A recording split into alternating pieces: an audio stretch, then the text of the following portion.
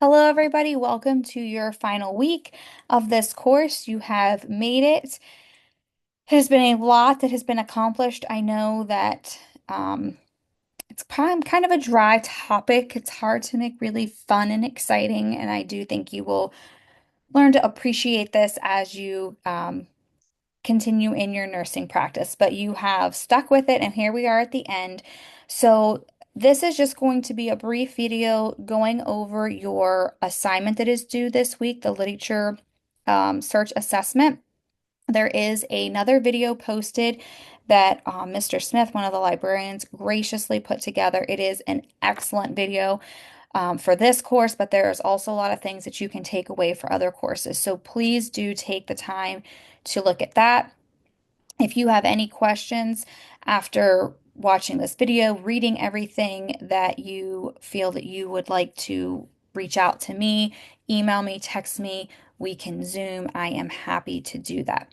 Bear with me 1 second as I prepare to share my screen with you. Actually, hang on 1 second. I have multiple screens up right now. So let me move some things around. That way we are looking at the right thing. All right.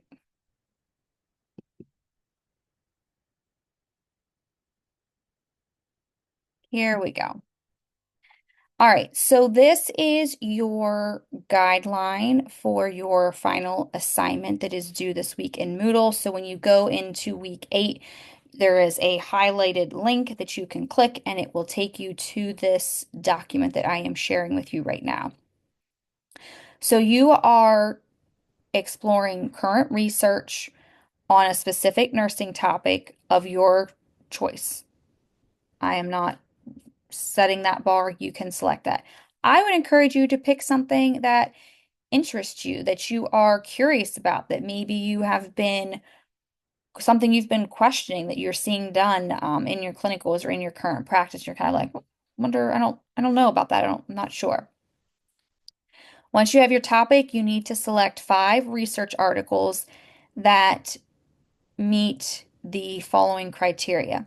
So underneath number 1, article selection, these articles need to be published within the last 5 years. The articles need to be from nursing literature, like a peer-reviewed nursing journal. They must be authored by nurses and directly related to the nursing field. So that is your article criteria selection. This is just kind of some hints on the topic selection. You want a specific and narrow topic.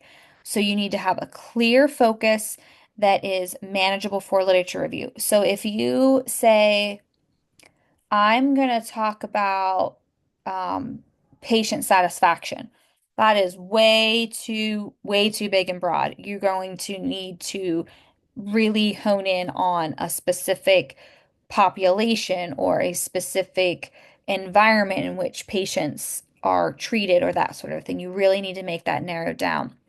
If you are unsure about that or need some assistance, you can reach out to Mr. Mike Smith at the Elms Library and he will help you. He is the one that put together that video that I am strongly encouraging you to take a look at.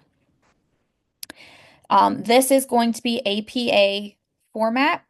So you need to make sure that you do have an introduction to your paper, what your topic is, maybe why you picked the topic, why it's relevant, what your literature review is going to cover. And then for each of the 5 selected articles, you need to write a 1 to 2 paragraph. So if you have 5 resources and you're writing 2 paragraphs, that'd be 10. So I should be seeing a total of 5 to 10 paragraphs here in this middle section. Each article summary needs to include these elements: a description of the study's aim and methodology, key findings, a critique of the study using critiquing guidelines, looking at their data analysis, ethical considerations. This is where you are going to draw on some of those things that we have hit on throughout this semester and think critically about the research that you are looking at. Please use headings. APA formatted headings to separate your paper to make sure that it's easy to follow and it's well organized. You need to make sure that you have a conclusion at the end of all of this that synthesizes everything together and reflects on the implications of the research for nursing practice. Maybe you can have come up with your own area that you feel like future research should be addressed and include that. You should also have a reference page and you should have a title page for this as well. You need to have your references and in-text citations, again, all APA formatting. So for the critique guidelines, you have the grading rubric right here. What you see is what I will be using to grade that. Um, for Here's just some guidelines that are helpful for you as you are writing this, and then I will be using this grading rubric below. Sorry, I kind of like jumped ahead on that. Um, but these are some critique guidelines, some things to just kind of help you know what you should be including as far as the critique goes. And then if we scroll down here, we have the grading rubric. So you're going to be graded on, did you have an introduction? Is it APA? Is the topic appropriate? You have that right there. Your article selection and relevance. So to get all 15 points, the articles need to be reputable nursing journals, published within the last 5 years and relevant to the nursing field. You can see right there how you're going to get your grade. The summary and analysis. Did you meet those criteria that we already discussed? That's 35 points.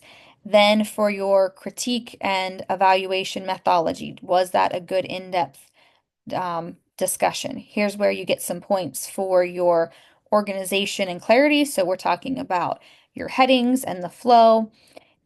APA, of course, will be looked at and evaluated. And then lastly, your conclusion paragraph and synthesis, you will also get some points for that. So that again is the rubric that I will be using. So if you want to get full points, go down through that excellent column for each section and make sure that you are hitting all of those elements. All right, I think that is pretty much it. The only other thing I will add to this video is the course evaluation will also be open this week. Please take a minute or two to fill that out since we've been learning all about data collection and tools. Let's be a participant in that and complete that survey. I greatly appreciate it. Please don't hesitate to contact me if you have any questions, concerns, would like to Zoom. This assignment is due at 11:50 p.m. on Sunday. Thanks, and it's been great getting to work with you this semester.